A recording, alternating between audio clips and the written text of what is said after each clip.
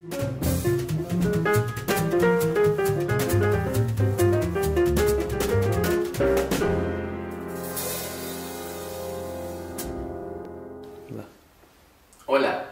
bienvenidos. Esto es el ABC del vino. Yo soy Salomón Cohen y vamos a hablar de vino. En este segundo capítulo tenemos una vez más la compañía de Sandra Fernández. Bienvenida, Sandra. Gracias, Salomón. Amigos, ¿cómo están? Pues el día de hoy vamos a hablar de la cata. ¿Y por qué es importante este tema? A mí me parece un tema crucial para que todos ustedes, al mismo tiempo que nosotros, podamos hacer este ejercicio y entender mejor de qué se trata la cata de vino. Lo que estamos acostumbrados generalmente cuando leemos o cuando probamos algo es a decir me gusta o no me gusta. Pareciera que ejercemos un juicio de opinión inmediato que está totalmente ligado a un estímulo neuronal. Y esa es la forma en la que trabaja generalmente nuestro sentido del olfato, nuestro sentido del gusto, nuestro sentido de la vista. Sin embargo, lo que tenemos que hacer es hacer de este estímulo neuronal una percepción. Y en el momento en que logramos hacer una percepción y lo combinamos, así como tenemos sentido del gusto, sentido del olfato, sentido de la vista, sentido del oído, tenemos el sentido de la apreciación.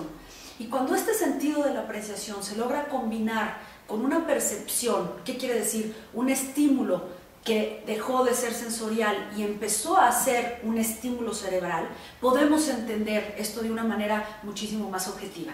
¿Y por qué hablo de esto?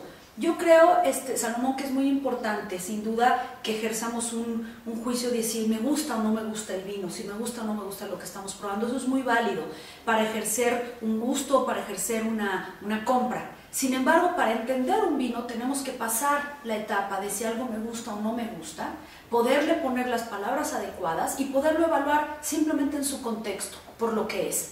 No es fácil ese ejercicio simplemente porque nuestro cerebro no está, digamos, anatómicamente formado para que todos los estímulos olfativos lleguen a nuestra parte de percepción, sino que llegan a nuestros estímulos del recuerdo, la memoria o la emoción. Y lo que tenemos que hacer es entenderlos y poder brincar esa barrera emocional o sensorial y poder simplemente hacer una percepción cerebral y decir esto que tengo enfrente o esto que estoy oliendo es tal cosa, independientemente de mi juicio si me guste o no me guste. Yo creo que es importante, amigos, saber que todos somos capaces de catar un vino, todos somos capaces de convertirnos de bebedores en catadores en el momento en el que así lo decidamos, y lo único que tenemos que tener es una metodología. Y esa metodología, si la podemos enriquecer con un conocimiento teórico del tema, créanme que nuestra experiencia al catar un vino va a ser totalmente exponencial. Entonces, ¿qué te parece si empezamos? Muy bien. El primer sentido con el cual trabajamos para describir un vino es la vista. Y lo que tenemos aquí, pues sin duda es un vino blanco y es un vino tinto. Y la forma en la que se describe la vista inicia por el color. Y el color, en los vinos blancos podemos encontrar colores sumamente sutiles y tenues, casi transparentes, a veces con unas notas verdosas. Este vino tiene un poco unas notas verdosas, luego amarillos, luego pajas, luego dorados. Y ese es el espectro que podemos encontrar en el color de un vino blanco. En el color de un vino tinto empezamos con notas rubí, podemos seguir con notas granate, que son esas notas rojas un poco rosadas. Podemos tener vinos color violáceos, morados, casi negros. Podemos tener vinos con ciertas notas anaranjadas. Y esa sutileza del color nos dice mucho de lo que es el vino. Nos dice sobre todo el origen del vino, nos puede decir la cepa, nos puede decir ¿por qué la cepa? Porque cada uva, como lo vimos en el capítulo anterior, tiene particularidades individuales y particularidades individuales del color. Nos puede hablar también un poco del proceso de crianza. Un vino que puede tener notas doradas puede haber pasado por barrica, ya hablaremos de eso en algún tema a profundidad. Un vino tinto que haya pasado por barrica sin duda puede presentar también algunas notas atejadas o anaranjadas, y por eso es que es importante el color. Entonces, básicamente el color lo que quiere decir tono.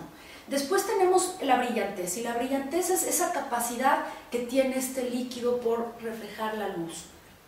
Y tenemos vinos que pudieran ser sumamente brillantes, tenemos vinos que son menos brillantes, tenemos vinos un poco más opacos. Ahora, ¿eso qué quiere decir? ¿Qué nos dice del vino? ¿Es bueno o malo? En realidad no tiene nada que ver con si el vino es bueno o malo, tiene que ver con una cualidad y tiene que hablar con una juventud. Un vino joven es un vino que proyecta mucha luz, un vino un poco más avanzado en edad proyectará menos luz.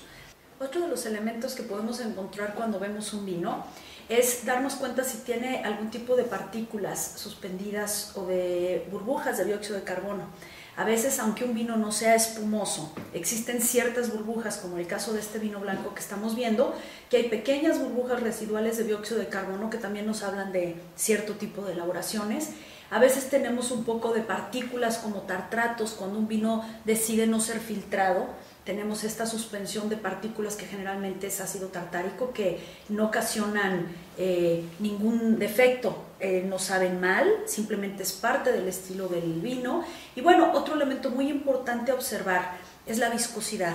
La viscosidad es nada más y nada menos alcohol.